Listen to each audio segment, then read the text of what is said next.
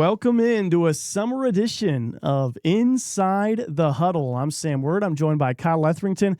Happy to be back with the first episode of 2026-2027 Inside the Huddle after our summer hiatus. We've got some episodes coming for you every week until the start of high school football season when we return to you live on Saturday mornings. We're going to be doing some high school football previews. We're going to be talking about our schedule reveal today. Just talking some ball, talking what's been going on this summer. We'll talk some basketball, some baseball, some football news, some news from local sports and national sports. But we're excited to be back in here today, so thanks for joining us.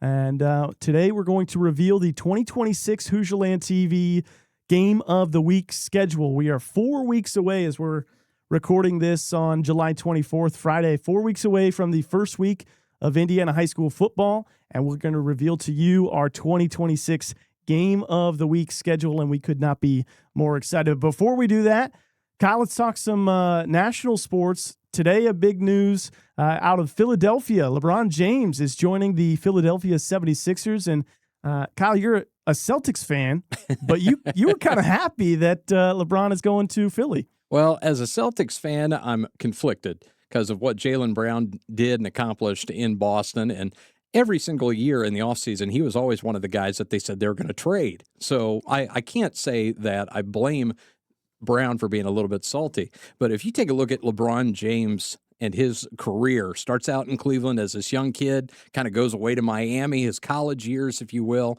wins a couple championships, comes back to Cleveland, wins a championship, goes out to L.A., wins a championship. I was thinking about this in the car on my way over. If he could finish out his career winning in Philadelphia, I think that would just be absolutely exciting because we saw exactly what that can do for a city in watching the Knicks win. So I'm all for it. Now, that being said, as a Celtics fan, he should have picked Boston, but there was no way he was going to pick Boston. Yeah, I don't think Boston was even in the conversation. Now, the teams in the conversation were, the usual suspects, the Heat, the Cavs, the Sixers. I felt like were on the outside looking in here at the end. Everyone thought it would be Cleveland. And then there was a whole snafu about this YouTube live link of a LeBron James introductory press conference for the Miami Heat. And so everyone thought it was Miami for a second. I was genuinely surprised that it was Philadelphia. I kind of thought all along LeBron is a guy that talks so much about legacy, thinks so much about his legacy. And you thought that, he would come full circle in his career and end his career in Cleveland where it all started. But instead, he goes to Philadelphia. He joins Embiid, Maxey, Jaylen Brown, and they have to be one of the favorites to win the East. Yeah, absolutely. And I think you got to take a look at the different things that each one of those teams brought. If you take a look at Miami, yeah, you got Giannis and everything like that, but his game is very similar to LeBron's game, especially with his inability to shoot from the outside. And then you go to Cleveland. I love Donovan Mitchell. I wore his shoes for a couple of years there just because they look good.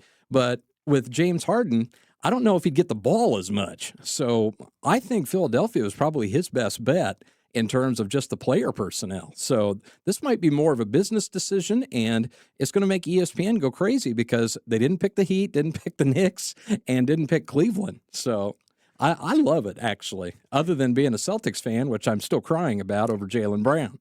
Yeah, well, that's kind of been the top of the news circle today when we're recording this is the NBA. But obviously, it's NBA offseason, and we're ready for football season. So, yes. So let's talk a little high school football, and we're going to have some previews for you coming out over the next few weeks. We're going to be talking with Frankfort, Clinton Central, Clinton Prairie, and Carroll, and their head coaches as they prepare for the season. But before we do that, we want to reveal to you our 2026 Hoosierland TV Game of the Week schedule. And we're going to start it off with a radio exclusive broadcast. We're going to be broadcasting it on WILO. On the radio, it's Clinton Central versus Frankfort. That's August 21st. And that is game number 1. We're looking forward to that. Game number 2, Frankfort battles Clinton Prairie. So we get the battle for Clinton County weeks 1, weeks 2, and week number 3, Clinton Central at Clinton Prairie. Those games on Hoosierland TV. So the battle for Clinton County will be decided by September 4th. If one of those teams can go 2-0 against the other Clinton County schools, they'll win the so-and-so battle for Clinton County.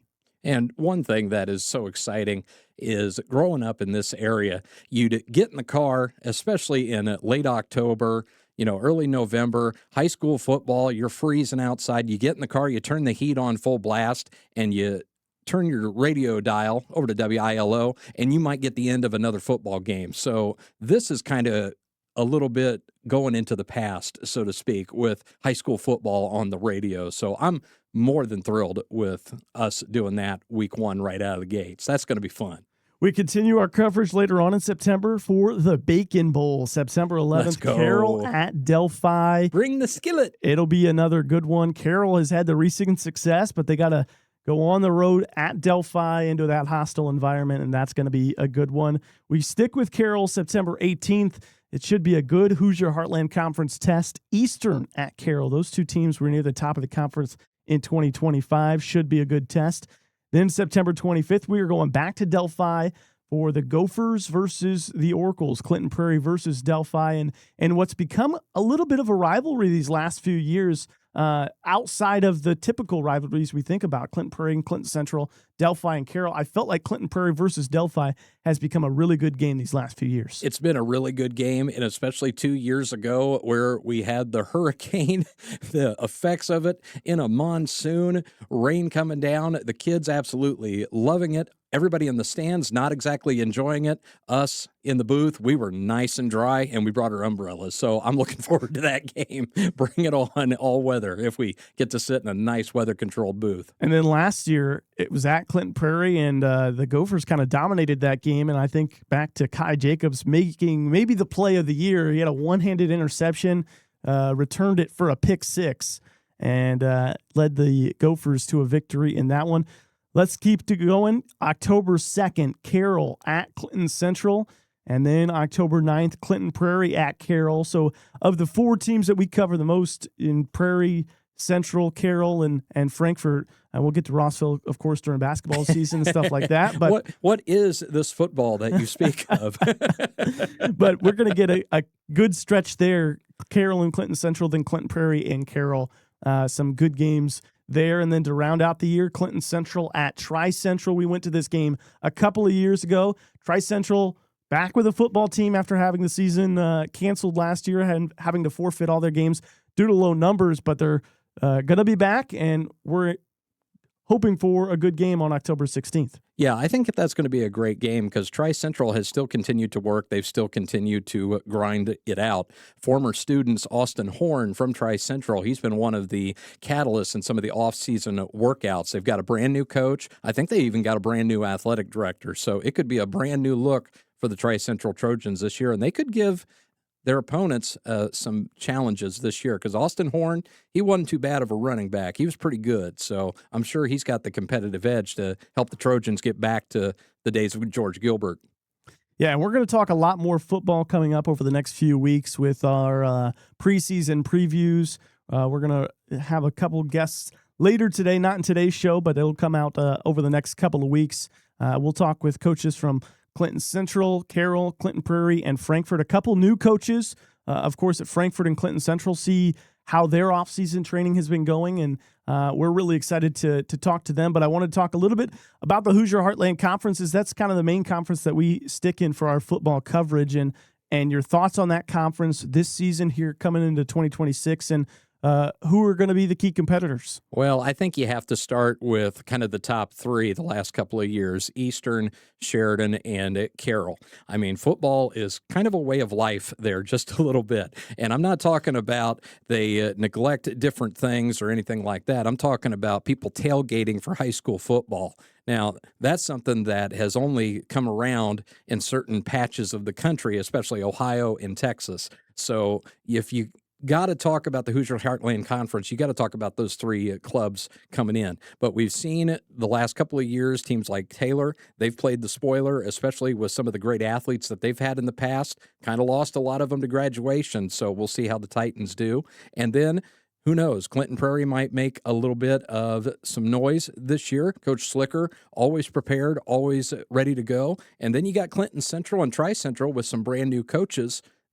You never know, all right? You bring a new coach in, and it might just change the entire attitude of the program, whether it be in high school or whether it be in college. Not that I'm biased or anything like that. Well, I'm just as excited for college football as you are, and we're going to be playing on freshman mode, my man. College football 27 is out, and Kyle's been bragging on social media too about his national championships with his Indiana dynasty, and I had to remind him, Kyle, there's more than just the one difficulty. You got to play on Heisman difficulty for it to really matter. I have, from my freshman year, the coach said that I'm going to have to work a little bit harder. I'm going to have to get in the weight room a little bit more. Mid-season, I outperform the starting quarterback. I think he was like a 3 or 4 star from TCU. I lead the Hoosiers all the way to a national championship, and I got my running back to get the Heisman. In the last 2 years, I've won the Heisman. So I'm coming into my senior year. I'm really looking forward to it. And then it's going to the NFL, my friends. Love it. There you go. There you go. It's been fun to play some college football 27, but I'm just excited for college football to start. We're going to get back to our college football game day picks. And I think that Kyle beat me last year. Oh, I got him here. Oh, he's got the receipts. I'm pretty sure he beat me, but it's not going to happen this year. I got to pull up a picture of the frame that I've got in my office right next to my Ric Flair Comic-Con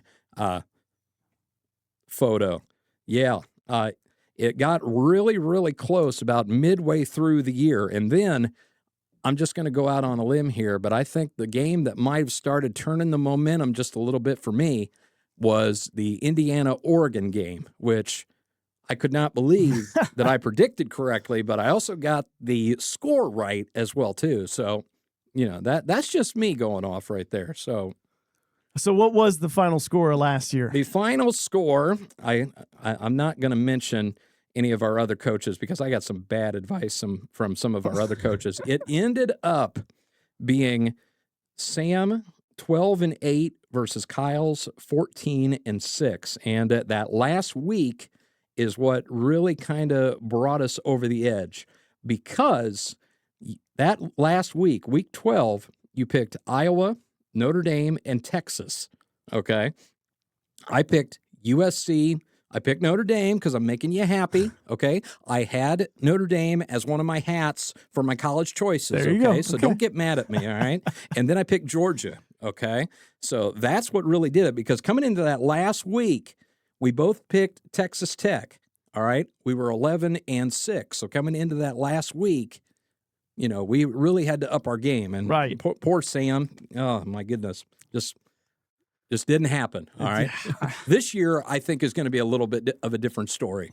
I really do. I'm not taking any chances this year. I'm stepping on the throat early and putting you away early. We're going to do more games. We're going to make more picks. We're going to get our coaches involved with these picks. Kathy Martin, 0 for 1, picking Rocky Top, I think, on week 2. I felt so bad for her. She was so excited about that pick. Yeah. So how did Isaac do? He made a few picks. Isaac did pretty well. And one thing that I really like about having Isaac on the show is, number one, the guy is just an encyclopedia, especially when it comes to baseball. But when it came to Isaac's picks, he got a couple of them right when he was having to fill in there.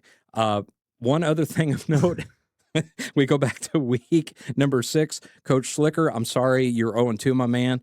He picked Vanderbilt and Florida State. But I think the one that really kind of shocked everybody might have been Archie Manning's difficult one in Texas those first couple of weeks. Oh, yeah. As well, too. I think that week is when people are like, okay, this season might be a little bit different. Yeah. So, of course, IU, the reigning national champs, but hopefully, whatever are you talking hopefully about? My Irish can make a run this year. That's what I'm excited for. But yeah, just excited for football season to be back, and man, just really looking forward to that. The Colts have had an interesting offseason, re-signing Daniel Jones and Alec Pierce and bringing those guys back, getting rid of Michael Pittman Jr. He's off to the Steelers. What do you think about the Colts moves this offseason? Well, it's kind of it's similar to Jaylen Brown. a little bit for me because as a Colts fan, as a season ticket holder and all of that, number one, I'm excited to see Adam Vinatieri have his name added to the Hall of Fame in Lucas Oil. That's number one.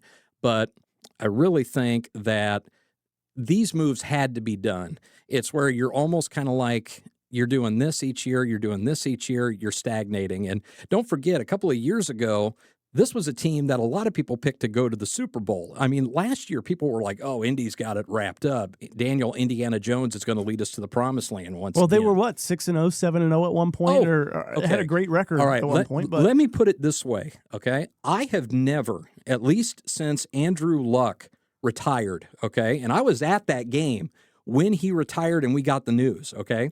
That was the last time I ever applauded at halftime for the Colts.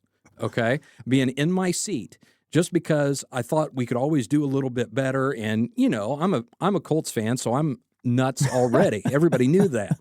But this past season, first game of the week that we're at home, I'm standing up and clapping, and my wife is looking at me like, are you sick? You have not done that like better part of a decade. So I think they had to be done. The ones that they lost, I think they're really going to miss having them around the office, but sometimes you just need a shakeup, and that's kind of where the Colts are going.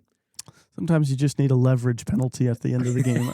I'm not getting into that. Not still salty at all. Or you hold on to the ball as you're going into the end zone too. That moment, I think alone, and I'm not blaming the young man for that because shoot, I couldn't even catch a football. All right, but that moment, it's amazing how you have a confluence of events that turn into a domino effect where everything just kind of another, and then it's like quicksand basically. So yeah, that moment, hopefully we don't have any more of those moments, and hopefully the Colts have a good showing this year, and I keep standing up and clapping at halftime. All right. Well, we've got plenty more to come this season on Inside the Huddle. We're looking forward for another year of Inside the Huddle. We want to thank our sponsors, Winsky Brothers and Healthy Communities of Clinton County, and we'll hopefully be adding some more sponsors here in the coming weeks. But we thanks you guys for tuning in for our schedule reveal. Again, Clinton Central versus Frankfort, Frankfort versus Clinton Prairie, Clinton Central at Clinton Prairie, Carroll at Delphi, Eastern at Carroll, Clinton Prairie at Delphi, Carroll at Clinton Central, Clinton Prairie at Carroll, and Clinton Central at Tri-Central. That's the schedule for our Hoosierland TV Game of the Week. Make sure you follow us on X, Hoosierland_TV, and you'll find some of our top plays of the year. You'll find where we're going to be at for that particular game of the week. You'll see our schedule. You'll see when we do special games, we're going to be doing some volleyball in the fall, or hopefully get to some wrestling and basketball in the winter, of course, and then some softball, baseball in the spring. But that's a long ways off. We're excited for football season. That's coming up. So follow us on X. Make sure you follow Clinton County Daily News on Facebook to stay up to date on everything going on in Clinton County, and check out all the news on ClintonCountyDailyNews.com. I'm going to be continuing to post some season previews as we get going here for the 2026 football season. We are ready to go. Thanks for joining us. For Kyle Etherington, I'm Sam Wirt, saying so long, everybody.